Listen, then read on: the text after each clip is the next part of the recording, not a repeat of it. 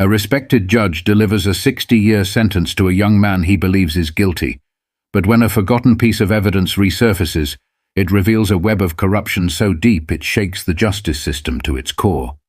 The courtroom was packed that day in Fresno, California. The air was heavy, not just with the summer heat, but with the weight of the decision about to be delivered. All eyes were fixed on Judge Malcolm Brewer, a man whose reputation preceded him. He wasn't known for compassion or second chances. His judgments were swift, firm, and by all accounts, unshakable. At 62, with 35 years on the bench, his face was as chiseled as his rulings, a testament to the countless lives he had altered with the swing of his gavel. The defendant, 24-year-old Ryan Hale, stood at the defense table, his hands trembling slightly, but his gaze steady. He wore the kind of expression that comes from a lifetime of trying to prove yourself. Ryan had always maintained his innocence, even during his arrest for the armed robbery of a jewelry store that left one man critically injured. But today, his voice wouldn't matter. "Mr. Hale," Judge Brewer began, his deep baritone filling the room, "you stand convicted by a jury of your peers for crimes that have caused irreparable harm to this community. Your actions were not only reckless but calculated, and you have shown no remorse." Ryan's mother, seated in the back row, stifled a sob. She had begged the court to see him as more than a case number, to consider the boy she had raised, the boy who once dreamed of becoming a firefighter. But the evidence had spoken louder. Eyewitness accounts, surveillance footage, and an anonymous tip that had sealed his fate. "I hereby sentence you to 60 years in state prison," Judge Brewer declared, his gavel striking the oak block. The sound echoed, final and absolute. Ryan stood motionless, his lips pressed into a thin line, as if holding back words he knew would never change anything. The room erupted, gasps, whispers, and the shuffle of reporters jotting notes. But for Ryan, the world had gone silent. He turned to look at his mother one last time before being led away, his shackled footsteps fading down the hall. Judge Brewer returned to his chambers, shutting the door against the noise. He poured himself a cup of black coffee, staring into the swirling liquid as if it held some answer. The day had been long, but justice, as he saw it, had been served. Or so he thought. Little did he know the truth he had just buried would soon come clawing its way to the surface, refusing to stay hidden. The trial had been one for the books. Local news outlets dubbed it the Hale robbery case, and it dominated headlines for weeks. The crime itself was a spectacle. A masked gunman storming into Carter's Jewelers in downtown Fresno on a busy Thursday afternoon, brandishing a weapon, and making off with over $150,000 in stolen goods. The chaos left one store clerk, Samuel Gaines, fighting for his life after being struck in the crossfire. Ryan Hale, a part-time mechanic with no prior criminal record, had been arrested 2 weeks after the robbery. An anonymous caller tipped off authorities, claiming Ryan fit the description of the suspect seen fleeing the scene. The prosecution painted a damning picture, connecting him to the stolen goods recovered from a storage unit registered under his name. Ryan's court-appointed defense attorney struggled to make headway against the mountain of evidence.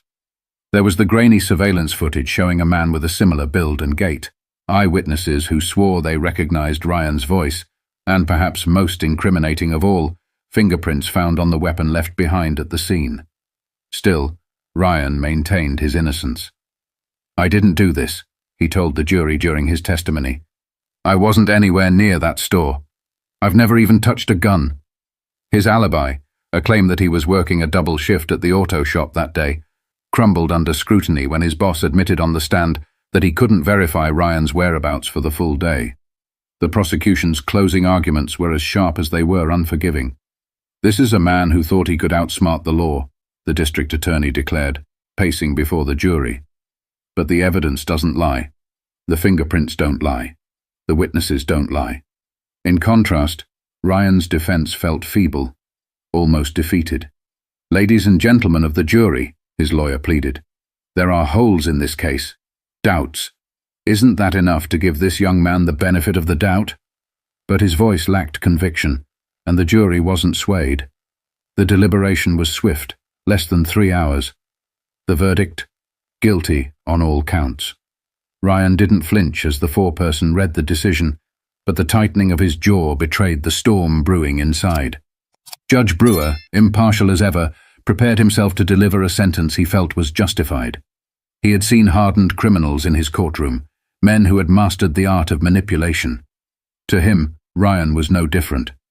His gaze swept the courtroom before landing on Ryan, as if searching for any sign of remorse or redemption. When the sentence was handed down, it was as if the room itself exhaled. For the victims and their families, there was relief. For Ryan and his mother, devastation. The system had spoken, and it was unforgiving. But as Judge Brewer signed the sentencing papers later that evening, a faint flicker of something unsettled him, a nagging sense he couldn't quite place. He dismissed it, chalking it up to fatigue. What Judge Brewer couldn't know was that the trial had been just the beginning. The real story was waiting for him, hidden in plain sight, and it was about to change everything. It started on an unremarkable Wednesday evening. Judge Brewer sat in his study, the warm glow of a desk lamp illuminating the cluttered stacks of legal briefs and case files. Retirement had been on his mind lately, but tonight there was work to be done. A new case involving police misconduct had landed on his desk, and the allegations were serious enough to warrant extra attention. As he thumbed through the documents, something caught his eye, an evidence log from a prior investigation. At first it was just a passing glance, a meaningless detail in the sea of paperwork. But then a name leapt out at him. Ryan Hale. Brewer sat back in his chair, frowning. It wasn't unusual for names to resurface in unrelated cases, but this felt different. He flipped the page, his pulse quickening. The log detailed the inventory of a police evidence locker, listing items confiscated during a separate robbery investigation that had taken place around the same time as the Carter's Jewelers case. One item stood out: a gun. The description matched the weapon used in the robbery for which Ryan had been convicted. The problem? This gun hadn't been submitted as evidence during Ryan's trial. In fact, it hadn't been mentioned at all. Brewer leaned forward, the weight of his discovery pressing down on him. He cross-referenced the serial number with the trial document still fresh in his memory. It was an exact match. Same make, same scratches on the barrel. But the report claimed this gun had been seized during an unrelated arrest 2 days after the robbery. "How is that possible?" he muttered under his breath. His heart raced as he pieced together the implications. If this gun had been in police custody, it couldn't have been used in the Carter's Jewelers robbery. And if it wasn't the weapon, then whose fingerprints were on it? He couldn't shake the feeling that something was off. Brewer had spent decades navigating the labyrinth of the legal system, and he knew how easily critical details could be buried. But this wasn't a mistake. It felt intentional. Determined to get answers, he requested the full case file for the unrelated robbery. It arrived the next morning, a thick folder brimming with police reports, photographs and witness statements. The deeper Brewer dug, the more the threads began to unravel. The arresting officer in the unrelated case was the same detective who had testified during Ryan's trial. And then there was the anonymous tip. Brewer had barely given it a second thought during the trial, but now it seemed glaringly suspicious.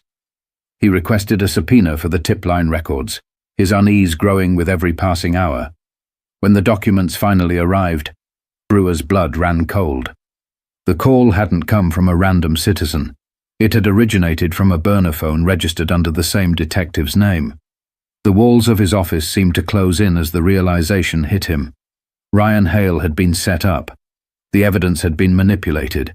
The testimony orchestrated. Brewer's stomach churned as he thought about the 60-year sentence he had handed down, the shattered life of a young man who might have been innocent all along. Brewer had always prided himself on upholding the law, but now the law felt like quicksand beneath his feet. He knew what had to be done, but the path forward was fraught with peril.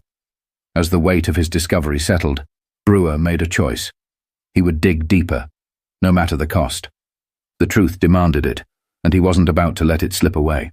Judge Brewer hadn't slept much since uncovering the discrepancies in Ryan Hale's case. His mornings began with stacks of legal documents, and his nights ended with a notebook full of hastily scribbled notes. But the more he investigated, the darker the picture became. The first crack in the wall came when Brewer met with an old colleague, retired investigator Daniel Hayes. Over coffee in a dimly lit diner off Highway 99, Brewer laid out his findings. Hayes, a man with a no-nonsense demeanor and a knack for sniffing out corruption, listened intently. "This isn't just negligence, Malcolm," Hayes said, pushing his coffee mug aside. "If what you're saying is true, someone went to great lengths to make sure that kid took the fall." Brewer nodded grimly. "I need proof, Dan. Solid proof." Hayes agreed to help, and within days the two were neck-deep in police records, witness testimonies, and internal memos. What they found was staggering: falsified reports, missing evidence logs, and witness statements that had been altered to align with the prosecution's narrative. One witness in particular caught Brewer's attention: a store clerk who had initially identified another man as the suspect, before later changing his statement to implicate Ryan. Hayes tracked the man down to a small apartment on the edge of town.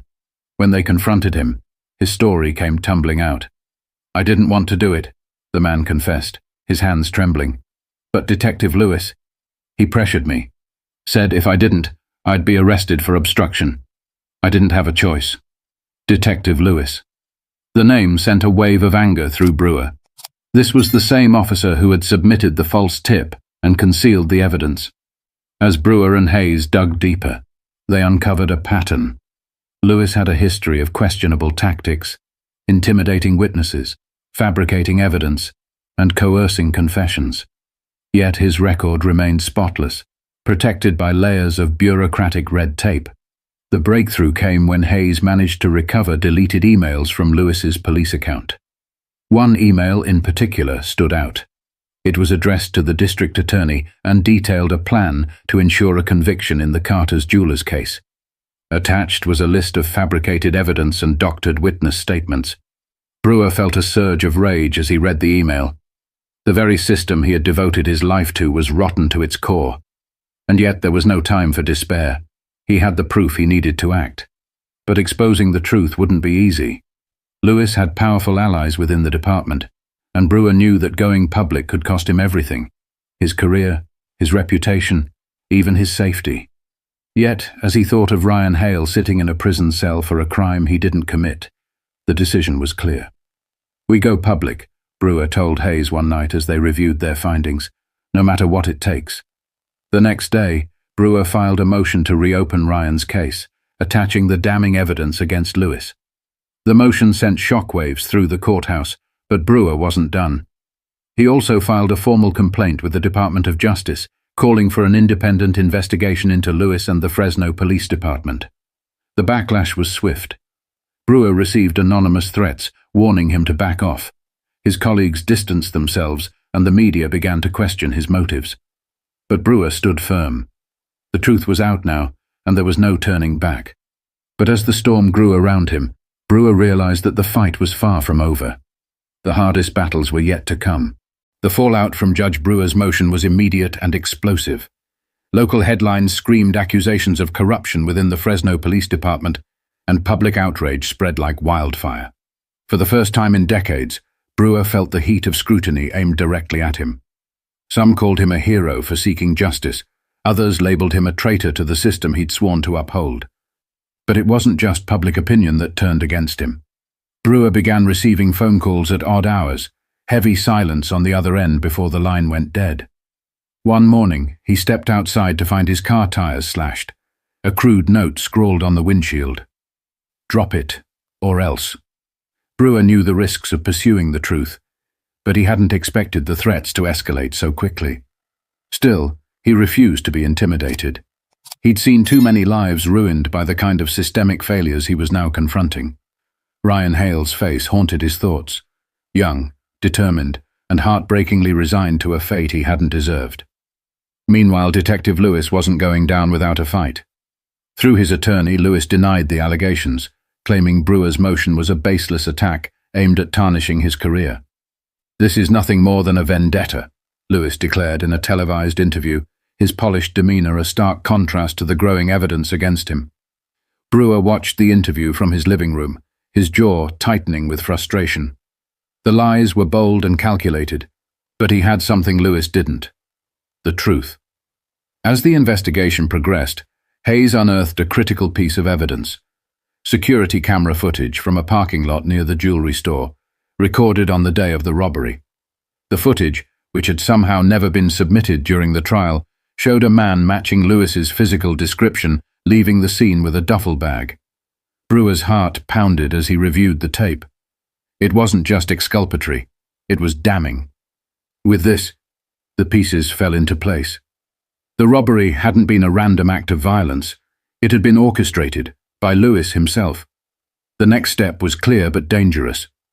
Brewer called for an emergency hearing to present the new evidence. The courtroom was tense as the footage played on a screen before the packed gallery. Gasps rippled through the crowd as the realization sank in. "This man," Brewer said, gesturing to the screen, "is the same detective who led the investigation against Ryan Hale. He manipulated the evidence, coerced witnesses, and framed an innocent man to cover his own tracks." The reaction was immediate. Reporters scrambled to capture the moment, their flashes illuminating the courtroom like strobe lights. Lewis, sitting in the gallery with his lawyer, looked pale but defiant. "You're making a mistake, Brewer," he hissed as he was escorted out in handcuffs.